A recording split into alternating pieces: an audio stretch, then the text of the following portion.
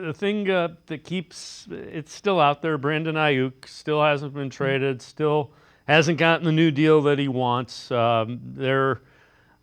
It's pretty clear he would like to go to the Steelers. The Steelers not giving the trade compensation to the Niners that they want. Brown's still lingering.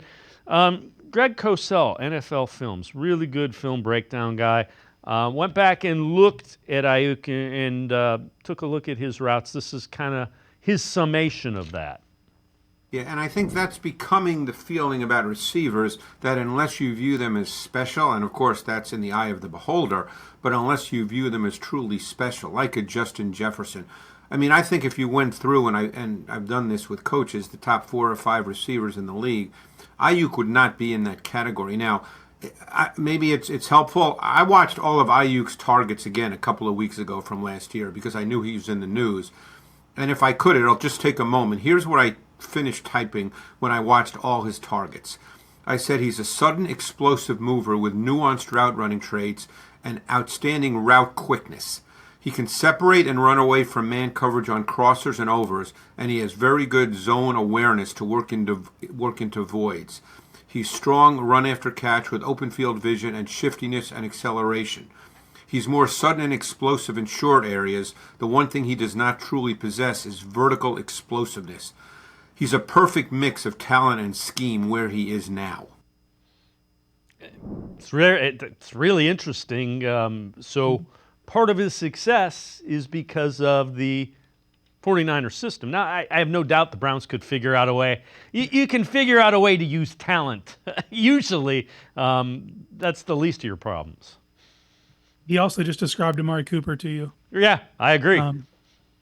I'd also add contested catch. That's what he gives you, and he's a very good blocker.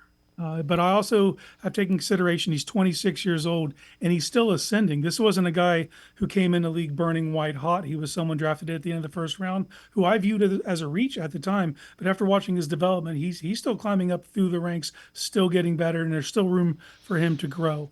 There are limitations because he's not a pure burner. But if you look across the league, there's most of the successful wide receivers, the Devontae Adams of the world, those guys, DeAndre Hopkins when he was at his prime, those weren't burners. Those are guys who learn how to create separation inside of their routes, excel at contested catches, and are dangerous with the ball in their hands. And that's what Aiyuk is to me. He also has an exceptionally high football IQ.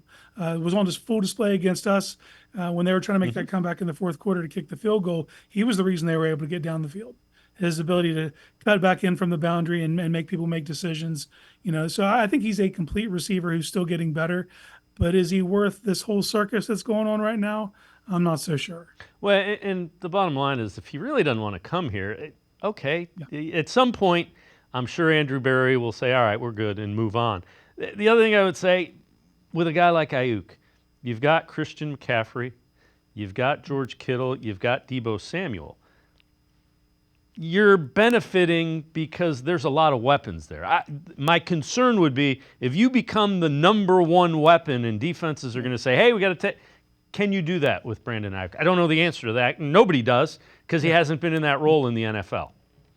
Exactly. We haven't seen that because there's a lot of talent on that offense in San Francisco, and everyone's going to be focused on Christian McCaffrey. But I could also juxtapose if he were to come to Cleveland and Nick Chubb's able to get healthy, it's kind of a similar storm. You have Amari Cooper if he's not part of the trade package, and Aiyuk with Chubb and then Njoku and Judy.